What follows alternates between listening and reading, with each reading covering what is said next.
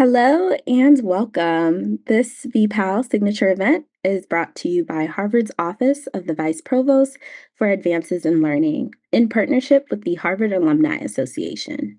I'm pleased to welcome our speaker this evening, Zoe Johnson King, who is an associate professor in the philosophy department at Harvard. Without further ado, Professor Johnson King, the virtual floor is yours. Thanks so much, Alicia, for that generous introduction. So hi, everyone. Thanks for coming to my talk. As has been mentioned, my name is Zoe Johnson King. I'm an associate professor in the philosophy department, and I work on praise. So by the term praise, I mean two things. First, there's the speech and other forms of outward behavior in which we engage to express our positive attitudes toward other people's behavior. So that's things like compliments, applause, high fives, finger snapping that you get on a poetry set, smiles and nods, star ratings, positive reviews, and the giving of awards and prizes. That's one set of things that praise can be. Second, there are those underlying positive attitudes themselves. So that's things like admiration, approval, esteem, gratitude, and pride. These underlying positive attitudes are ways of mentally giving someone credit, as it's often colloquially put, for what they do or for who they are. And that's what it is to praise somebody. Now, if you're sitting there thinking, oh, how nice, a talk about praise, this will be uplifting, then I'm sorry to disappoint you. This talk is actually going to be about the dark side of praise. It's going to be about when praise goes pear-shaped. And of course, I understand why somebody might initially wonder, well, how can praise have a dark side? Praise is nice. We all love to be praised. I mean, sure, blame and punishment might have a dark side. Because if you blame or punish an innocent person, then that's not fair. That amounts to subjecting people to unpleasant treatment that they don't deserve. But someone might think praise and reward are prototypically pleasant to receive. So one might think, even if they're not strictly speaking fair or deserved, that just doesn't seem like a huge, massive problem. I can understand why someone might think that. But if that's what you're inclined to think, then I encourage you to cast your mind back a little bit. Cast it back just a little over 5 years to the spring and summer of 2020. At the start of the COVID-19 pandemic, lots of parts of the world introduced rituals of clapping or cheering or even singing for essential workers at regular intervals. And it became trendy to issue public pronouncements of praise for essential workers, with politicians, celebrities, influencers, corporations, and news agencies all clamoring to express gratitude toward essential workers and to call them heroes. But this praise met with a mixed reception. Some essential workers did say that they loved the praise and it helped them to stay motivated, but others created satirical memes, like the one on the slide here, captioned, "The media cheering on the essential," while they really mean sacrificial. And still other essential workers gave interviews or wrote op-eds to complain about the praise that they were receiving, and in certain cases to express frustration at the meager gestures that their employers had offered in place of adequate safety measures or sick leave or hazard pay. So, for example, this pair of photographs on the slide now come from a former employee at a Wendy's franchise who told the online magazine Business Insider that his bosses had driven over for a promotional photo, thus requiring all the team members to cluster together in a store window while they stayed safely outside. And the bosses had then left a cardboard bag on the doorstep and driven away. As we see from the photographs, this cardboard bag that was left on the doorstop has "We appreciate all that you do." Muy, one word of Spanish. And then pride. That's all kind of scrolled on the side of the cardboard bag. Looks like in Sharpie. And inside, it contains, I would estimate, about 2 handfuls of child-sized candy. So this former employee told Business Insider that he quit his job later that week, feeling disrespected and humiliated. And this in spite of the fact that what he had received was undoubtedly praise.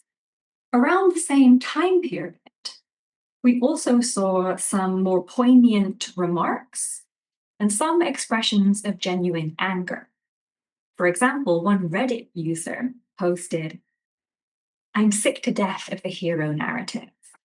Almost like they're trying to use it so they don't feel like they have to pay people what they're owed for working such dangerous conditions. Haha, JK. Unless. On which the most popular comment, which I've included here, was, "It's like what they do to soldiers. Call them heroes and send them to the slaughterhouse." More poignantly still, here comes a quote from an interview with Diana Torres, pictured on the slide, who was a registered nurse at Mount Sinai West Hospital in New York City, and who had previously gone viral when she shared photos of her coworkers wearing bandanas to protect themselves because they didn't have PPE. Torres said in an interview with Teen Vogue, "I know people thought about quitting, but it became, you're going to quit now when your coworkers are struggling and are suffering and you're just going to let them be?" They started applying pressure, like, "We need you." So for me, it became, do I quit now and stay at home and cry about how I could have helped more and I didn't? Or do I go in there and continue to expose myself to the point where I may potentially lose my life? Well, we didn't have an option. It was sort of like it just happened. And we were just victims of the broken system yet again, walking into a danger zone, not even knowing what we were walking into. I don't want to be called a hero and die a hero because I lost my life to this because they failed us. Okay, so what was going on here? Well, I think that essential workers' testimony, their own words of the sort that we've just seen, suggest 4 distinct problems with the praise that they received. And those are 4 distinct problems that theorists such as myself can tease apart and analyze. Briefly, those 4 problems are unfittingness, distraction, insincerity, and manipulation. So I'm going to discuss all 4 in turn. First off, we need just a little bit of theoretical background. Now, I've written a whole book about praiseworthiness, so I have a book-length theory about what makes people praiseworthy. That is to say, what makes it fitting, appropriate, suitable, apt to praise somebody. Happily, we don't need to get into all that whole book-length theory today. What's important for today's talk is just this one point. People are praiseworthy for their behavior only if it's well motivated. What does that mean? Well, all behavior is motivated in some way. We become motivated to take a course of action because we see it as ultimately connected to some way of promoting something that we care about. Or maybe not promoting, but rather pursuing something that we care about, or perhaps protecting something that we care about, or perhaps showing respect for something that we care about. You get the gist. In some fashion, ultimately benefiting or supporting something that we care about. And so sooner or later, it all comes back to what we care about. And thus our behavior manifests our underlying cares and concerns by being rationalized by it. But not all underlying cares and concerns are praiseworthy. Intuitively, some things seem good for people to care about, like their family, justice, or a noble cause like ending a war or preventing climate change. Whereas other things don't seem particularly good to care about. Some things seem downright evil to care about, like the promotion of pain and suffering. And there are other things that seem fine and normal to care about, but just not especially good, like Sudoku or croissants. So, in short, behavior is well motivated if and only if the underlying concern that motivates it is a good one to have rather than an evil or a neutral one. And behavior is praiseworthy only if it's well motivated. Now, notice this means that two people could act in an identical way, and one be praiseworthy for that action while the other isn't. For example, consider two people who each volunteer at a food bank. That's a good thing to do, I'm going to assume. And so one might think that both of these people are praiseworthy. But let's suppose that one person is motivated to volunteer at the food bank because he cares about other people and he can see that people experiencing poverty in his neighborhood need help. And he knows the one way he can help them is by volunteering at the food bank. Meanwhile, the other person volunteers because she has plans to get into a top college. And then when she graduates to get a high paying job in, let's say, management consulting. And she's heard that both colleges and consulting firms look for volunteer work on people's CVs. So imagine that's the whole reason why she's doing it. Imagine she doesn't care about the people that she's helping at all. Maybe she even turns her nose up at them when they come to get their food.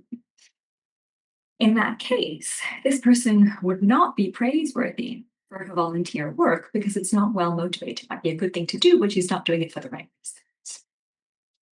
By contrast, the person whose volunteer work is well motivated can be praiseworthy for. Now let's go back to essential workers. I think it's clear that lots of essential workers were well motivated.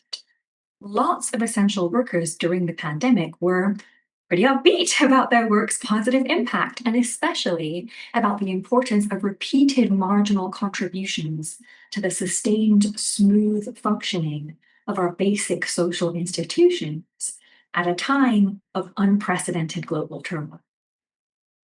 For example, here's a thread of viral tweets, as they were known at the time, from a garbage man in San Francisco named Aaron Meyer. He says, I'm a garbage man. I can't work from home, and my job is an essential city service that must get done. It's a tough job, from getting up pre-dawn to the physical toll it takes on my body to the monotonous nature of the job. At times, it's hard to keep on going. Right now, though, I'm feeling an extra sense of pride and purpose as I do my work. I see the people, my people of my city, peeking out their windows at me. They're scared. We're scared. Scared, but resilient. Us garbage men are going to keep collecting the garbage. Doctors and nurses are going to keep doctoring and nursing. It's going to be okay. We're going to make it be okay. I love my city. I love my country. I love my planet Earth. Be good to each other and we'll get through this. These tweets make it pretty clear that Maya's behavior was driven by a deep concern for a lot of things that really matter and that seem good to care about.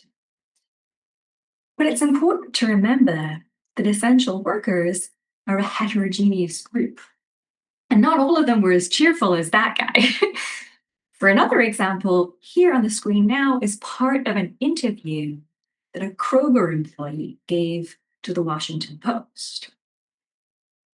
It scares the hell out of me, said the employee, who spoke on the condition of anonymity because he fears retribution.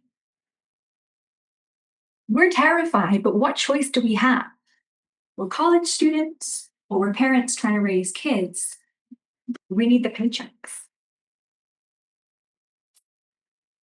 Essential workers like this one weren't particularly moved by the thought of being one among thousands playing a small part in collectively maintaining our social institutions. In fact, it seems like this person would really rather not have made those marginal contributions, given the risks involved. It scared the hell out of them. But they needed the paychecks.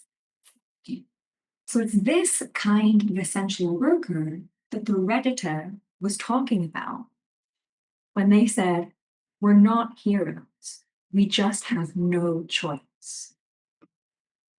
Moreover, even when someone is altruistically motivated, praising them for their good motivations and for their praiseworthy behavior can be distracting. Think about it like this. On some occasions, it's totally reasonable and totally fair to expect people to endure certain hardships. And on those occasions, it can be appropriate to praise them for doing it calmly, without complaining, making a fuss, or causing a scene. But on other occasions, it's unreasonable and unfair to expect people to endure hardships that they shouldn't have to endure. And on those occasions, praising those people is a distraction. It turns our attention toward the person's noble response to their circumstances and away from the tough questions, the more pressing questions about why the circumstances are so challenging for them in the first place and what might be done about that, and what, if anything, might be owed to the person by who. In fact, this point is implicit in some of our public discourse about the difference between apologies and gratitude. I've been seeing a lot of content lately encouraging people to thank others rather than apologizing to them for creating whatever situation it was to which they responded nicely. Sometimes this advice is packaged as a way to appear more confident in the workplace. And in fact, sometimes it's even packaged as advice for women about how allegedly to talk more like a man. At least that's how it's sometimes packaged in a targeted content that I get on social media. But notice, apologies are appropriate when you have mistreated somebody. And so the advice to adopt a blanket policy of thanking people rather than apologizing to them is effectively telling us to skirt the question of whether the way we treat others is something that warrants an apology or not. It's a distraction. And the same thing can hold for praise. This kind of distraction is especially egregious when people are thanked or praised in an indiscriminate way that pays no attention to whether or not they're actually praised. When somebody compliments you on how well you deal with adversity, instead of asking how the adversity arose or how they might now alleviate it, they're subtly shifting attention away from the challenging aspect of the situation and towards something adjacent that's comfortable and reassuring to think about, namely your competent response to the challenge, brave virtue, is whatever they're praising. And that's bad enough if it's a way of ignoring, say, the hazardousness of your working conditions and the consequent inadequacy of the medical and financial support being offered to you. But it's even more insidious if the thing that they're praising you for is actually not even praiseworthy in the first place because it's not altruistically motivated. When essential workers kept working in person solely because they needed the paychecks, technically, it would have been impossible to turn attention away from the dangers and toward their praiseworthiness, because no such thing existed. What praiseworthiness? They were not heroes, just like the Redditor tried to tell us. So for these essential workers, praise served as a way to avoid reckoning with the fact that it was sheer material necessity that really kept them going. Okay, those were the first two problems. Boom. On to the next two. One fairly straightforward way in which praise can go wrong is that it can be insincere. That is to say, people can outwardly display praising behaviors without actually experiencing any of the underlying attitudes: appreciation, admiration, esteem, and so forth. And sure enough, a lot of praise of essential workers was insincere.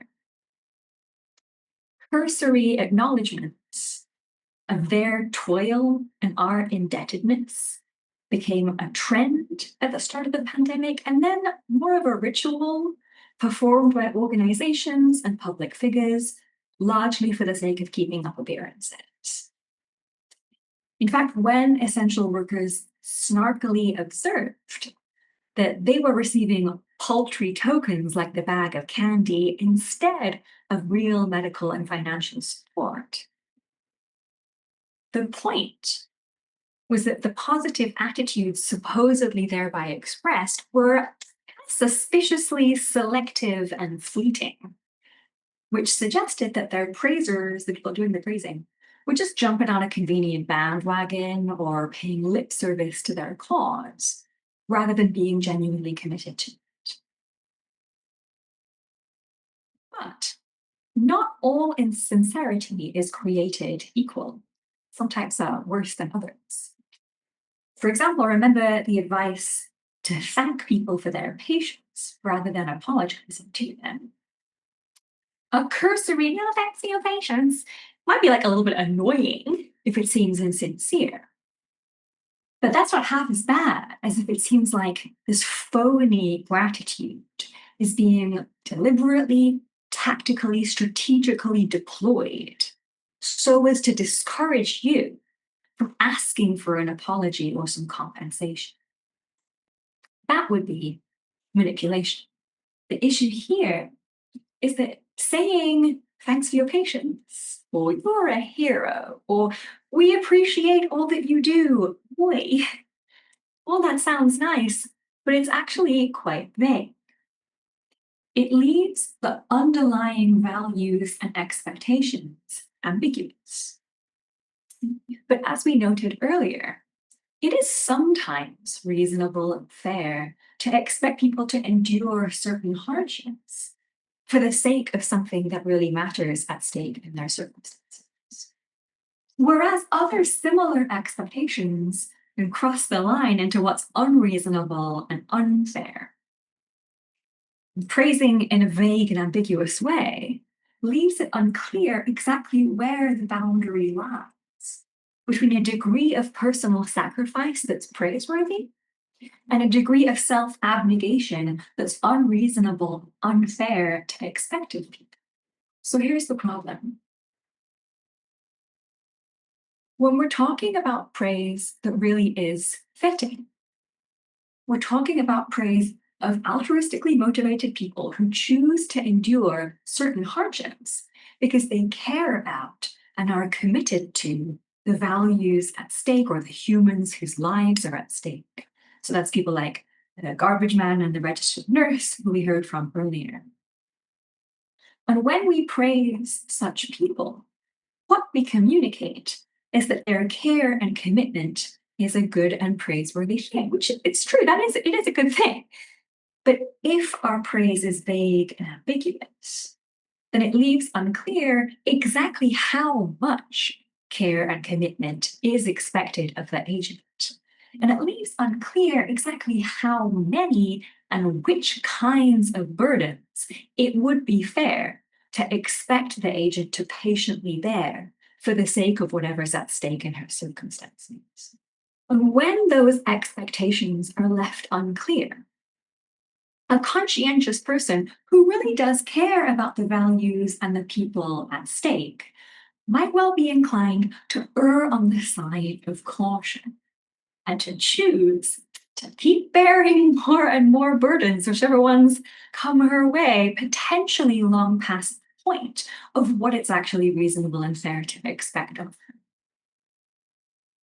Vague, ambiguous praise doesn't convey clear messaging about the extent to which it is actually reasonable and fair to expect the agent to set aside her interests for the sake of whatever it is that's at stake.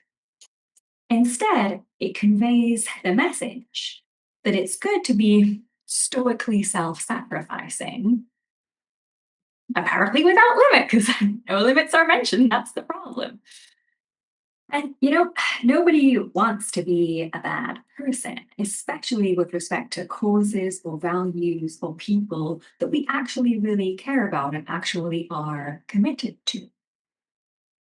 So, praise can put psychological pressure on the praised person to continue choosing to calmly bear whichever burdens come their way without drawing the line at some point.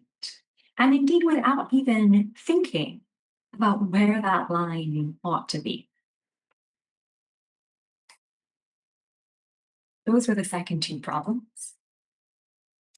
Now, in closing, I want to acknowledge that we could avoid all of these pitfalls that I just mentioned if we make our praise really precise.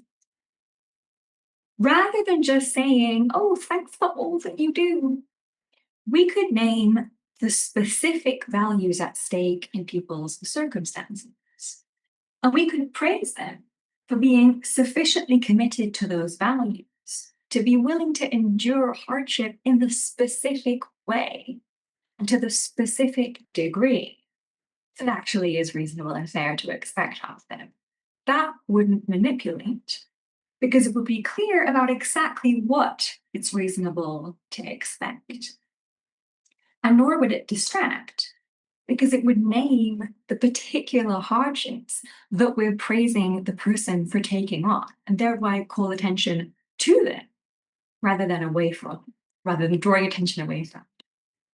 So this kind of perfectly precise praise wouldn't have the problems that I just talked about.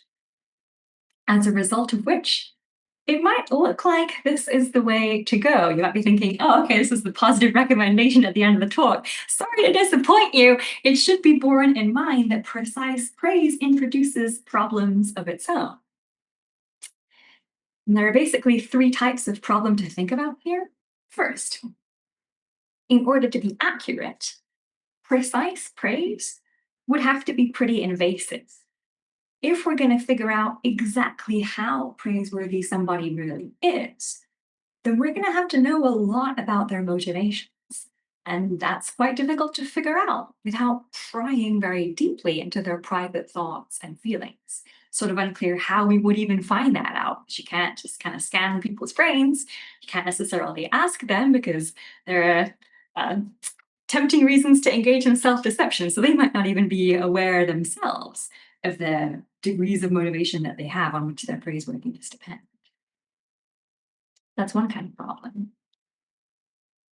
Second, precise praise risks gamification. And that's because if you give somebody a list of behaviors and you say, hey, if you do what's on this list, and you can get praised for doing it, you've thereby created a perverse incentive. You create the incentive to do what's on the list in order to get the praise points, so to speak. And you thereby mess with the person's motivational structure since you provide an incentive to go for the points rather than sincerely pursuing the underlying values that really matter. In fact, this is a general problem with gamification. For example, I personally have an over 700-day streak on Duolingo, and yet somehow my German is actually still not really very good. Haha, wie komisch. Last point. The third and final problem with precise praise is that it can seem really pedantic and nitpicky. If you and I are just ordinary people interacting with one another in an ordinary context, then it would be quite odd for our praise of one another to be like a little moral report card with all the areas of strength listed on one side and all the areas for improvement listed on the other in excruciating detail. That's not a very plausible ideal for many ordinary human interpersonal relationships. For example, I presume we don't want to get moral report cards from our flight attendants handed to us at the beginning or end of the flight, along with those little sanitizing wipes and a pair of disposable headphones. And it's neither the time nor the place.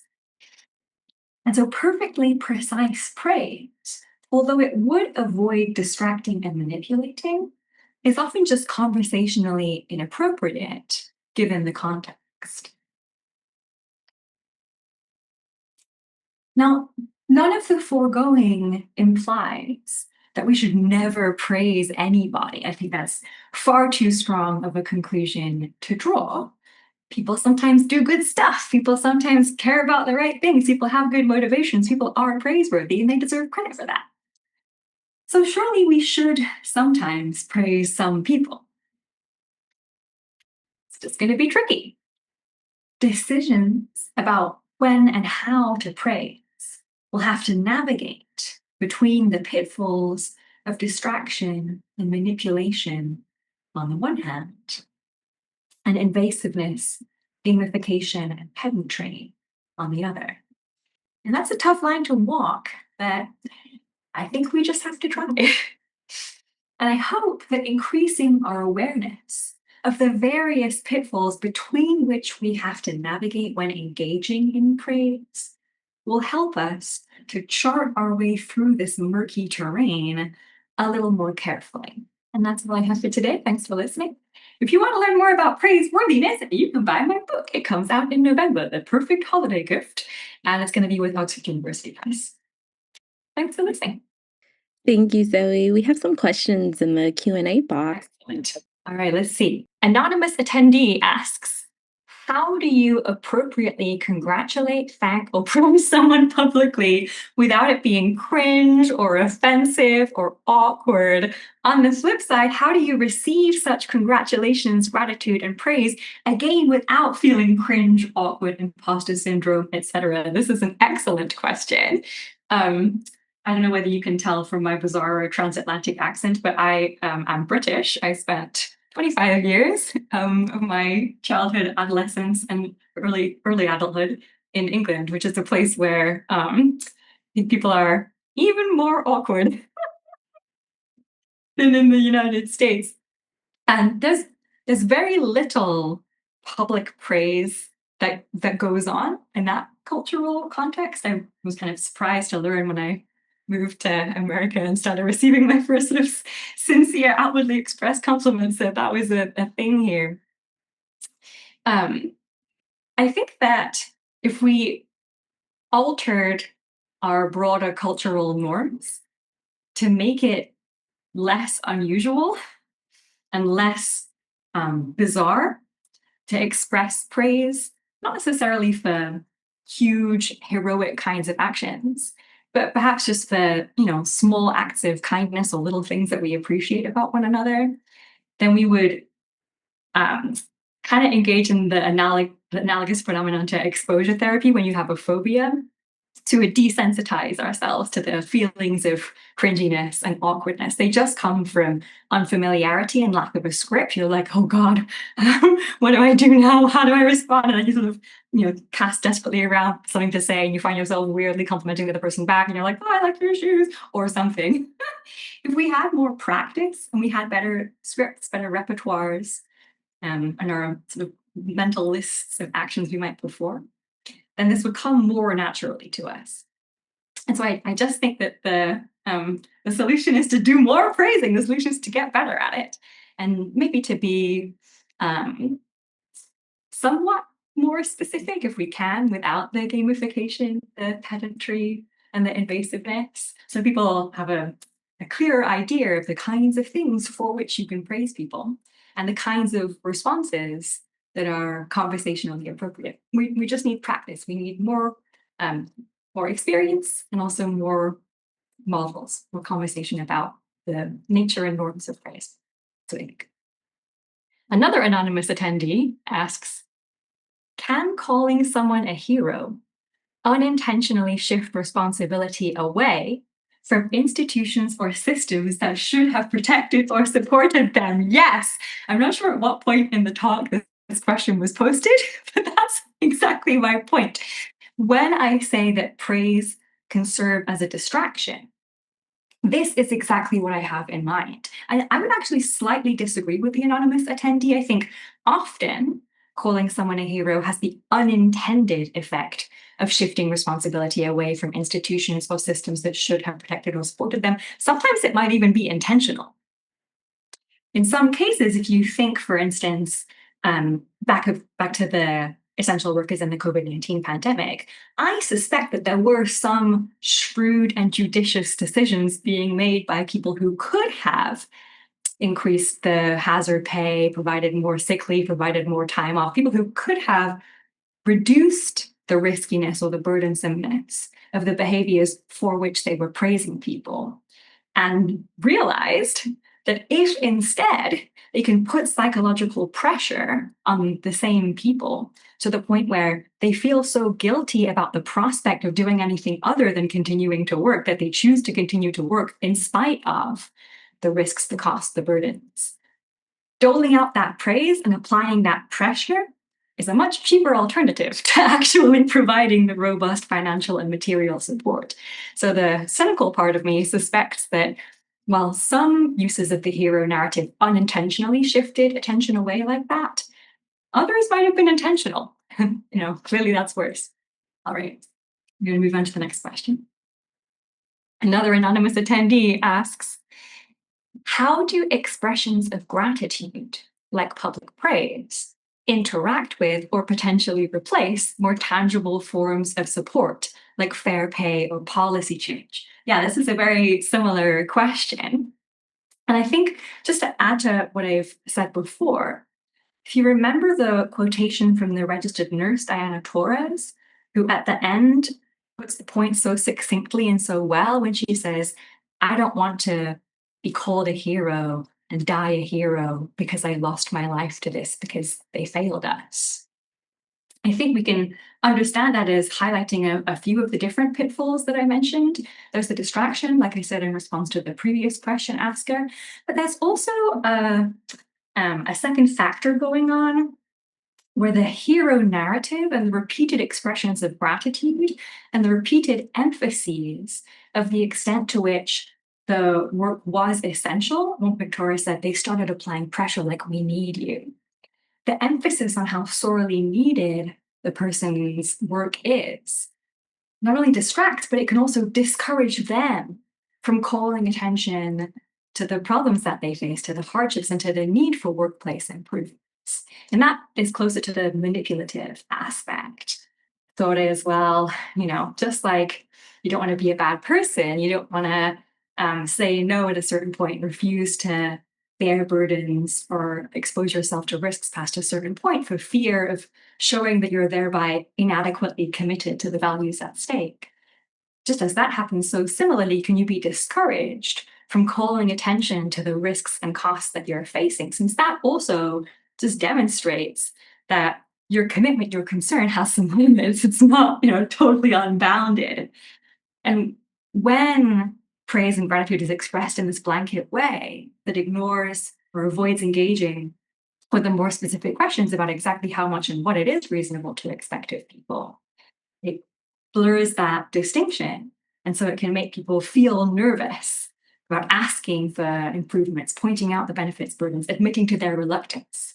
In short, if you're being constantly lauded for the goodness of your heart, say, it can give you a kind of anxiety about anything that would involve admitting that your heart isn't quite as good as it seems. That's another aspect of the manipulativeness of some expressions of public praise.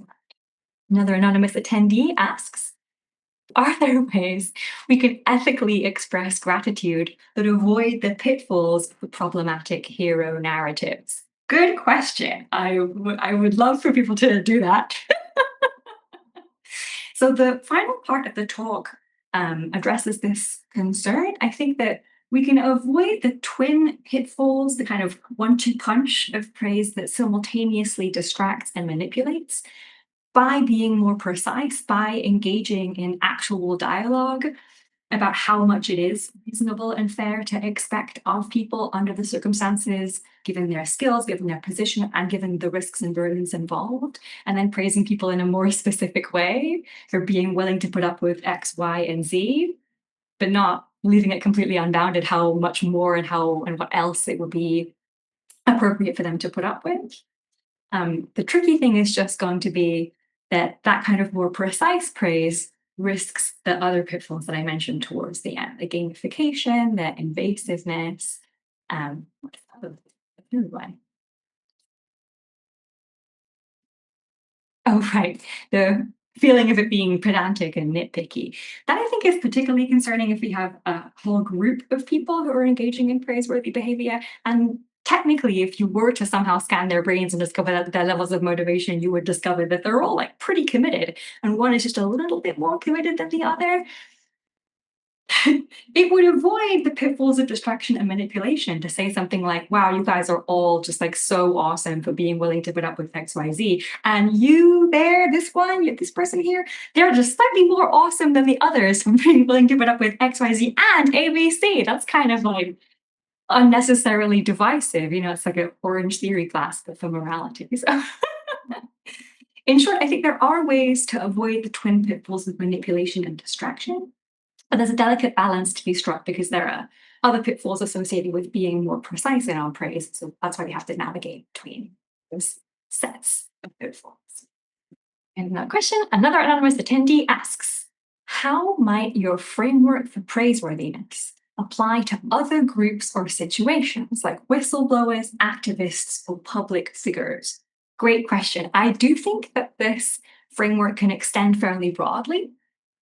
So I focused on the case of the backlash against praise for essential workers during the COVID-19 pandemic because it's such a rich case study and it's in recent memory. You know, this is like the perfect time to be an ethicist of praise because we can all remember these ostentatious displays of public praise and the fierce and sometimes quite specific criticisms leveled against the praise from the praisees themselves. So it's kind of a treasure trove of data that we theorists can mine.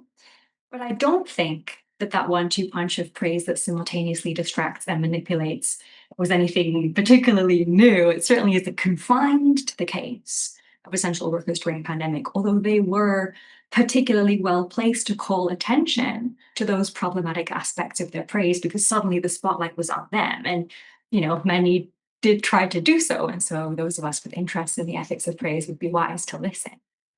But I think the question asker is exactly right that activists, public figures, and perhaps other groups besides could experience praise that functions in a similarly problematic, in some cases, similarly malicious way. I actually think that point is anticipated in the comment on the Reddit post that I mentioned in an early slide. The Reddit commenter says, it's like what they do to soldiers, call them heroes and send them to the slaughterhouse. So, as this Redditor has in mind, a similar rhetoric of heroism has long surrounded members of the armed forces and especially low level infantry, who maybe have less of a choice. And we can also see a similar kind of hero narrative surrounding members of the emergency services, sometimes people in the public sector, whose work is sometimes paid comparatively poorly in comparison with analogous work in the private sector. If you think about state school teachers versus private school teachers, or public defenders versus privately hireable lawyers. Oftentimes, the public narrative surrounding such people mentions their virtue quite heavily, but avoids asking about whether any improvements could be made to their pay or working conditions and whether it might be something that we owe to those individuals in light of the importance of their work for our broader um, social institutions. So yes, I do think that the lessons generalize quite broadly. I've just focused on one because it's clearest, but I welcome other work that takes the same points and uses them to illuminate, perhaps with some variations, other cases of problematic praising. That'd be great. This person has put their name Lucas. I don't know if I'm going to pronounce names wrongly, so sorry if I get your names wrong. Lucas Lustig has asked, people talk about love bombing. Ooh, okay. Is praise bombing possible? And could one not simply praise bomb precisely and have the same negative coercive effect on the praised? I become so used to being praised that I feel I cannot stop without letting the person down. It creates a precise expectation. Or would that fall under the gamification worry? Great question. So I do think that a certain kind of gamification could be at risk in an instance of praise bombing, especially if what's happening is otherwise kind of analogous to love bombing. So we have people in some kind of close personal relationship, and there's like a fast tracking of intimacy that's achieved by the intense and repeated application of praise. That does mess with people's motivations in such a way that if the praise is really precise, as the question asker suggests, it might create a kind of gamification where rather than aiming at whatever actual values are at stake in their circumstances, the praisee is just trying to figure out what's the next thing that the praiser is going to praise them for and just do that, kind of get addicted to the praise, as it were. That's if it's quite precise, there's a gamification worry. If it's more vague, there could also be a manipulation worry where, I mean, again, following the analogy of love bombing, as I'm sure the question asker is aware, this often is strategically deployed at the beginning of abusive relationships. So positive remarks, the affection kind of pours forth at the beginning and then is slowly whittled away. So the person starts to worry what's wrong with them, how have they disappointed the other party to the relationship who they suddenly feel so close to. That might happen with praise bombing also, and I think it would clearly be an instance of the kind of manipulative effect that it's talking about. Oh, I have another person that's included their name. Olympia Francis Taylor asks, oh, she says, thank you so much for this talk. You are welcome. And then she asks, I'm curious if you could speak to the class element of this as well. To what extent is praise used to fill the gap between the societal value of someone's labor and their salary? Because the majority of praise, especially during COVID, seems directed at people who are vastly underpaid relative to the value of their work, including delivery drivers, teachers, nurses, and bus drivers. By contrast, I've never seen public rhetoric praising management consultants on corporate lawyers. Oh, yes, that would be it. Okay, so I completely agree.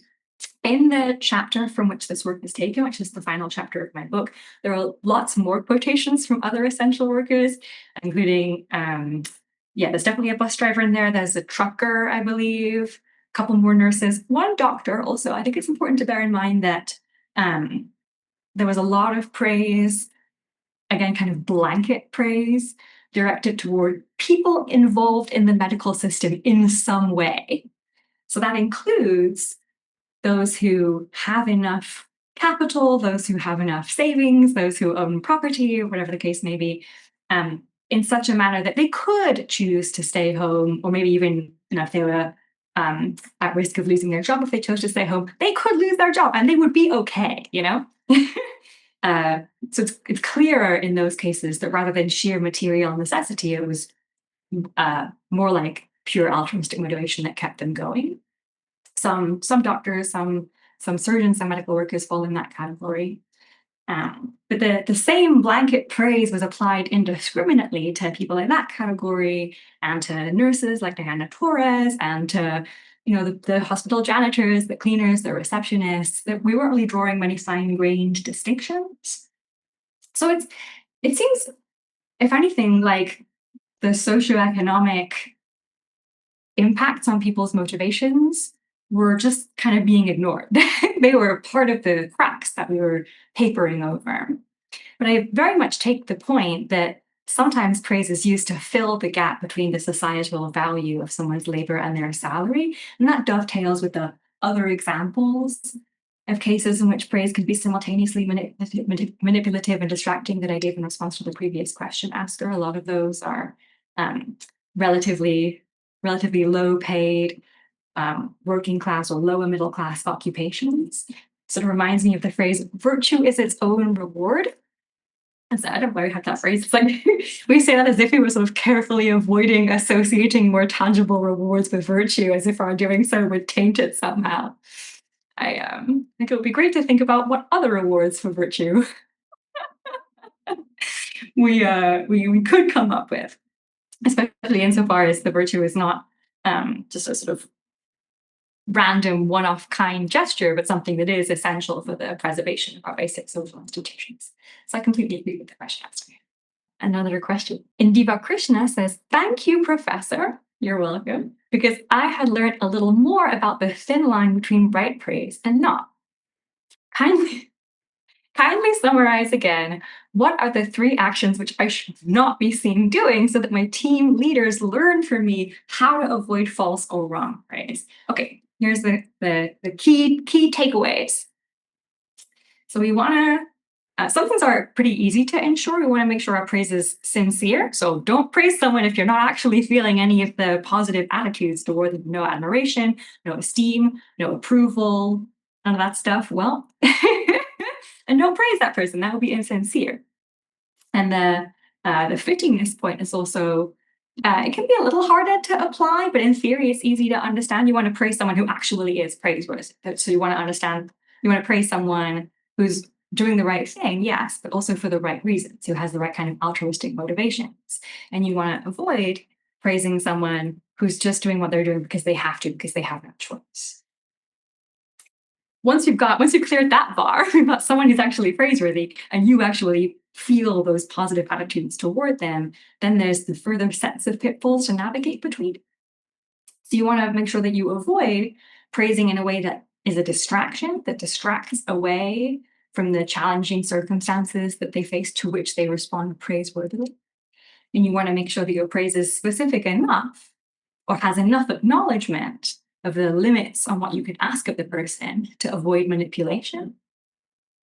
But ideally, you've got to try to do that in a way that doesn't get so specific as to result in gamification, a sort of simple list, like a BuzzFeed checklist, like these 5 weird things will get you praise. Like you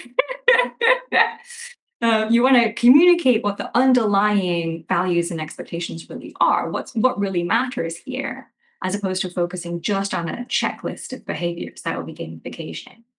And ideally, if you can, you want to find out the facts about people's motivations that make them praiseworthy in a way that's not invasive. So this might just not be possible for certain individuals. It depends on your relationship to the person that you're praising.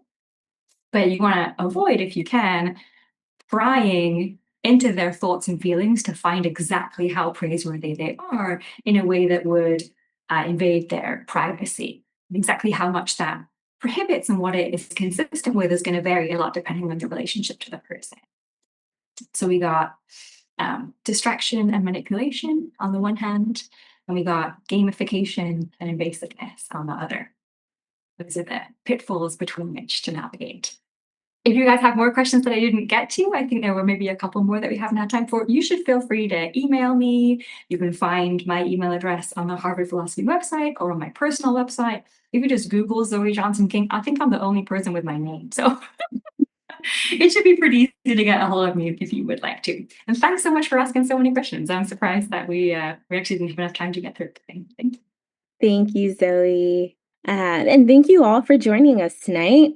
We hope you'll join us for more signature events soon.